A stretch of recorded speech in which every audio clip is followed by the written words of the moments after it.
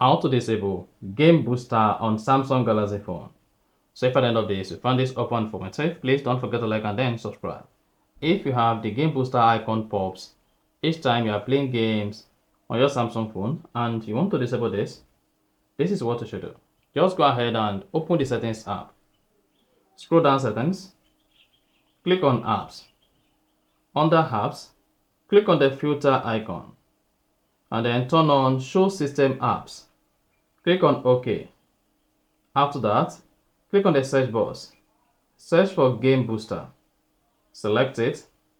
Once you have the Game Booster selected, first, go ahead and click on Force Stop.